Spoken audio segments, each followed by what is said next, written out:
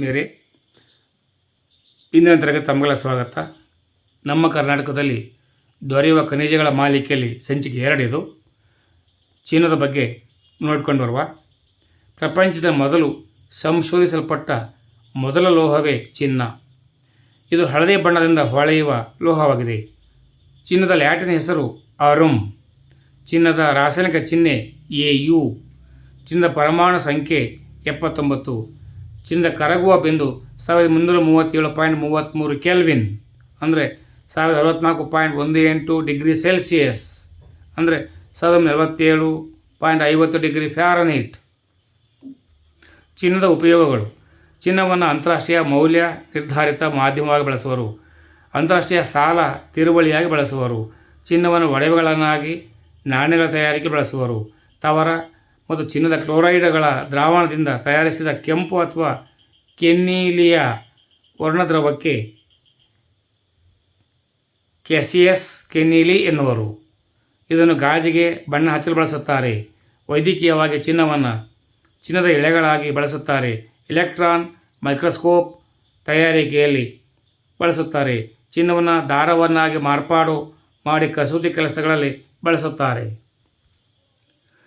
ಚಿನ್ನವು ಅತ್ಯಂತ ಮೃದು ಲೋಹವಾಗಿದ್ದು ಆಭರಣ ತಯಾರಿಸಲು ಚಿನ್ನವನ್ನು ತಾಮ್ರ ಮತ್ತು ಬೆಳ್ಳಿಯನ್ನು ಸೇರಿಸಿ ಮಿಶ್ರ ಲೋಹ ಮಾಡುವುದರಿಂದ ಗಟ್ಟಿಯಾಗುತ್ತದೆ.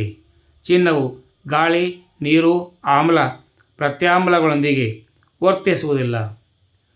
ಚಿನ್ನವು ನೈಟ್ರಿಕ್ ಆಮ್ಲದೊಂದಿಗೆ ಕರಗುವುದಿಲ್ಲ. ಆದ್ದರಿಂದ ನೈಟ್ರಿಕ್ ಆಮ್ಲವನ್ನು ಚಿನ್ನದ ಶುದ್ಧೀಕರಣದಲ್ಲಿ ಬಳಸುತ್ತಾರೆ. ಹಾಗೂ ಚಿನ್ನವನ್ನು ಪರೀಕ್ಷಿಸುವಾಗ ಆಮ್ಲ ಪರೀಕ್ಷೆಯಲ್ಲಿ ಕೂಡ ನೈಟ್ರಿಕ್ ಆಮ್ಲವನ್ನು ಬಳಸಿ ಪರೀಕ್ಷಿಸುತ್ತಾರೆ. ನೈಟ್ರಿಕ್ ಆಮ್ಲವು ಬೆಳ್ಳಿ ಮತ್ತು ಇತರೆ ಲೋಹಗಳನ್ನು ಕರಗಿಸುತ್ತದೆ. ಚಿನ್ನದ ಪಾದರಸದೊಂದಿಗೆ ಕರಗಿ ಅಮಲ್ಗಮ್ ಉತ್ಪತ್ತಿ ಮಾಡುತ್ತದೆ, ಆದರೆ ಪಾದರಸದೊಂದಿಗೆ ಪ್ರತಿಕ್ರಿಯಿಸುವುದಿಲ್ಲ. 1 ಗ್ರಾಂ ಚಿನ್ನವನ್ನು ಚದರ ಮೀಟರ್ ಉದ್ದದ ಹಾಳೆಯನ್ನಾಗಿ ಮಾಡಬಹುದು. ಚಿನ್ನವು ಕೆಲವು ವೇಳೆ ಟೆಲ್ಲೂರಿಯಂ ಎಂಬ ಖನಿಜದೊಂದಿಗೆ ಕಾಲಿವರೈಟ್ ಮತ್ತು ಸೆಲ್ವನೈಟ್ ಮತ್ತು ಪೆಟ್ಸೈಟ್ ಮತ್ತು ಕ್ರೆನರೈಟ್, ನಿಗಗೈಟ್ ಆಗಿ ದೊರೆಯುತ್ತದೆ. ಚಿನ್ನವು ತಾಮ್ರದೊಂದಿಗೆ ಅರಿಕುಪ್ರೈಡ್ ಅಂದರೆ Cu3Au ಆಗಿ ಸೀಸದೊಂದಿಗೆ ನೋಡುಪ್ನೈಟ್ AuPb3 ಆಗಿ ಪಾದರಸದೊಂದಿಗೆ ವೆಸಿನೈಟ್ AuAg1-Hg2 ಆಗಿ ದೊರೆಯುತ್ತದೆ. ಭಾರತದಲ್ಲಿ ಚಿನ್ನದ ಗಣಿಗಳು. ಭಾರತದಲ್ಲಿ ಮೊದಲು ಚಿನ್ನದ ಗಣಿಗಳೆಂದರೆ ಕರ್ನಾಟಕ ರಾಜ್ಯದ ಕೋಲಾರ ಚಿನ್ನದ ಗಣಿ. 1802ರಲ್ಲಿ ಕೋಲಾರದಲ್ಲಿ ಚಿನ್ನದ ನಿಕ್ಷೇಪವಿದೆ ಎಂದು ದಾಖಲೆಯಲ್ಲಿ ಉಲ್ಲೇಖಿಸಲಾಗಿದೆ. 1871ರಲ್ಲಿ ಉರಗಾಂವ್ ಗಣಿಯಿಂದ ಮೊದಲ ಚಿನ್ನದ ಅದಿರನ್ನು ಉತ್ಪಾದಿಸಲಾಯಿತು. ಇಲ್ಲಿ ಚಿನ್ನದ ನಿಕ್ಷೇಪವಿದೆ ಎಂದು ಕಂಡುಹಿಡಿದವನು ಈಸ್ಟ್ ಇಂಡಿಯಾ ಕಂಪನಿಯ lieutenant John Warren. NR Rao ಅವರು ಸಿಂಧು ನಾಗರಿಕತೆಯ ನಗರಗಳು ಕೋಲಾರ ಮತ್ತು ಹಟ್ಟಿ ಚಿನ್ನದ ಗಣಿಗಳಿಂದ ಚಿನ್ನವನ್ನು ಪಡೆದಿದ್ದರು ಎಂದು ಅಭಿಪ್ರಾಯಪಟ್ಟಿದ್ದಾರೆ. ಜಾನ್ ಟೇಲರ್ ಆಧುನಿಕ ಗಣಿ ತಂತ್ರಜ್ಞಾನವನ್ನು ಕೋಲಾರ ಚಿನ್ನದ ಕೈಗಾರಿಕೆಗೆ 1882ರಲ್ಲಿ ಜೀವ ತುಂಬಿದರು. ಕೋಲಾರ ಜಿಲ್ಲೆಯ ಬಂಗಾರಪೇಟೆ ತಾಲೂಕಿನ ದಕ್ಷಿಣದಲ್ಲಿರುವ ಬ್ಯಾಟರಾಯನ ಬೆಟ್ಟ ಸಾಲಿನ ಪೂರ್ವಕ್ಕಿರುವ 50 ಚದರ ಕಿಲೋಮೀಟರ್ ವಿಸ್ತೀರ್ಣವೇ KGF Kolar gold field. KGF ಗಣಿ ಕೈಗಾರಿಕೆಯಿಂದ ಬ್ರಿಟಿಷ್ ಆಳ್ವಿಕೆ ಕಾಲದಲ್ಲಿ ಪ್ರತಿ 1000 ಕಿಲೋಗ್ರಾಂ ಅದಿರಿಗೆ 40 ಗ್ರಾಂ ಚಿನ್ನವನ್ನು ಉತ್ಪಾದನೆ ಮಾಡಲಾಗುತ್ತಿತ್ತು. ಚಿನ್ನ ಗಣಿಗಳಲ್ಲಿ ಕಡಿಮೆಯಾಗುತ್ತಿದ್ದಂತೆ ಬ್ರಿಟಿಷ್ ಸರ್ಕಾರವು ಗಣಿಗಳನ್ನು ಮೈಸೂರು ಸರ್ಕಾರಕ್ಕೆ ವಹಿಸಿಕೊಟ್ಟಿತು.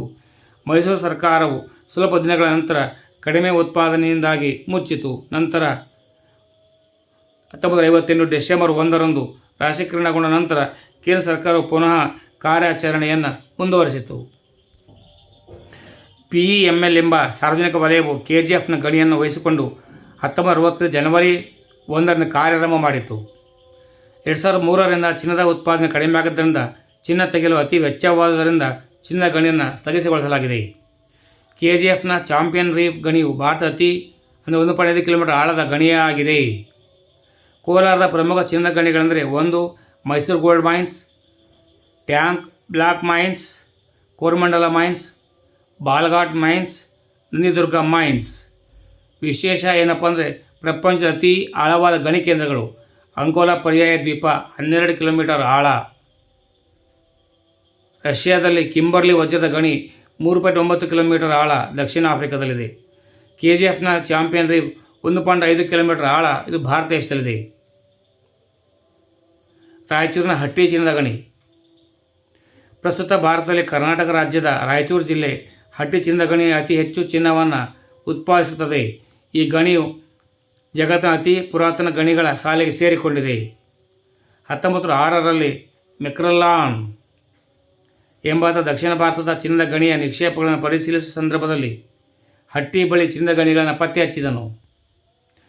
ಡಾಕ್ಟರ್ ರ್ಯಾಪ್ಟರ್ನ ಕಾರ್ಬನ್ ಡೇಟಿಂಗ್ ವಿಧಾನದಲ್ಲಿ ಹಟ್ಟಿ ಚಿನ್ನದ ಗಣಿಗಳು ಸುಮಾರು 1900 ವರ್ಷದ ಹಿಂದಿನವು ಎಂದು ಆಸ್ಟ್ರೇಲಿಯಾದ ಸಂಶೋಧಕ ತಿಳಿಸಿದ್ದಾನೆ. 1977ರಲ್ಲಿ ಹೈದರಾಬಾದ್ನ ಡೆಕ್ಕನ್ ಕಂಪನಿಯು 2599 ಚದರ ಕಿಲೋಮೀಟರ್ ಪ್ರದೇಶವನ್ನು ಗುತ್ತಿಗೆ ಪಡೆದು ರಾಯಚೂರು ದೋಬ್ ಗೋಲ್ಡ್ ಫೀಲ್ಡ್ ಎಂಬ ಹೆಸರಿನಲ್ಲಿ ಸಮೀಕ್ಷೆ ನಡೆಸಿತು. ಹೈದರಾಬಾದ್ ಗೋಲ್ಡ್ ಡೆವಲಪ್ಮೆಂಟ್ ಸಿಂಡಿಕೇಟ್ ಮತ್ತು ಜಾನ್ ಟೈಲರ್ ಕಂಪನಿಗಳ ಸಂಯುಕ್ತ ನೇತೃತ್ವದಲ್ಲಿ 1940ರಲ್ಲಿ 100 ಮೆಟ್ರಿಕ್ ಟನ್ ಚಿನ್ನದ ನಿಕ್ಷೇಪವಿರುವ ಅದಿರನ್ನು ಅರೆಯಬಲ ಸ್ಥಾವರವನ್ನು ನಿರ್ಮಿಸಲಾಯಿತು. ಪ್ರಸ್ತುತ ಹಟ್ಟಿ ಗೋಲ್ಡ್ ಮೈನ್ಸ್ ಕಂಪನಿ ಲಿಮಿಟೆಡ್ ಉತ್ಪಾದನೆ ಜವಾಬ್ದಾರಿ ವಹಿಸಿಕೊಂಡಿತು. ಇದು ಅನೇಕ ಪಾಲುದಾರರನ್ನು ಒಳಗೊಂಡ ಸಂಸ್ಥೆಯಾಗಿದೆ. ಕರ್ನಾಟಕದಲ್ಲಿರುವ ಇತರ ಪ್ರದೇಶಗಳಿರುವ ಚಿನ್ನದ ಗಣಿಗಳೆಂದರೆ ಗದಗ ಜಿಲ್ಲೆಯ ಮುಳಗುಂದ ತಾಲೂಕಿನ ಕಪ್ಪದಗುಡ್ಡ, ಮಹಾಲಿಂಗಪುರದ ಕಣಿವೆ, ಹೊಸೂರುಗಳಲ್ಲಿ ಗಣಿಗಾರಿಕೆ, ಚಿತ್ರದುರ್ಗದ ಗೋಲ್ಡ್ ಯೂನಿಟ್, ತುಮಕೂರಿನ ಅಜ್ಜನಹಳ್ಳಿ, ರಾಯಚೂರಿಗೆ ಹಿರಾಬುದ್ದಿನ್ನಿ, ಮಸ್ಕಿಬುದ್ದಿನ್ನಿ, ತುಪ್ದೂರುಗಳಲ್ಲಿ ಗಣಿಗಾರಿಕೆಗಳಿವೆ. ಇನ್ನು ದಾವಣಗೆರೆ ಜಿಲ್ಲೆ ನ್ಯಾಮತಿ ತಾಲೂಕಿನ ಪಲವನಹಳ್ಳಿ ಗ್ರಾಮದಲ್ಲಿ ಬ್ರಿಟಿಷ್ ಈಸ್ಟ್ ಇಂಡಿಯಾ ಕಂಪನಿ ಕಾಲಕ್ಕೆ ಗಣಿಗಾರಿಕೆಯನ್ನು ಮಾಡಿ ಮುಚ್ಚಿದಂತಹ 5-6 ಬಾವಿಗಳಿವೆ ಎಂದು ತಿಪ್ಪೇರುದ್ರಸ್ವಾಮಿ ವಿಜ್ಞಾನಿಗಳು ಪತ್ತೆ ಹಚ್ಚಿದ್ದಾರೆ. ವಿಶೇಷ: ಕರ್ನಾಟಕವನ್ನು ಭಾರತ ಚಿನ್ನದ ರಾಜ್ಯ ಎನ್ನುವರು. ದಕ್ಷಿಣ ಅಮೆರಿಕದ ಎಲ್ ಡೊರಾಟೋವನ್ನು ಸಿಟಿ ಆಫ್ ಗೋಲ್ಡ್ ಎನ್ನುವರು. ಮಧ್ಯಪ್ರದೇಶದ ಸೋನ್ ನದಿಯನ್ನು ಗೋಲ್ಡನ್ ರಿವರ್ ಎಂದು ಕರೆಯುತ್ತಾರೆ. ರಾಜಸ್ಥಾನದ ಜೈಸಲ್ಮೇರವನ್ನು ಗೋಲ್ಡನ್ ಟೀ ಎಂದು ಕರೆಯುತ್ತಾರೆ. ಅಮೃತಸರವನ್ನು ಗೋಲ್ಡನ್ ಟೆಂಪಲ್ ಸಿಟಿ ಎಂದು ಕರೆಯುತ್ತಾರೆ. ಮೊಹಮ್ಮದ್ ಬಿನ್ ಕ್ವಾಸಿಮ್ ಅವರು ಮುಲ್ತಾನನ್ನು ಚಿನ್ನದ ನಗರ ಎಂದು ಕರೆದಿದ್ದಾರೆ.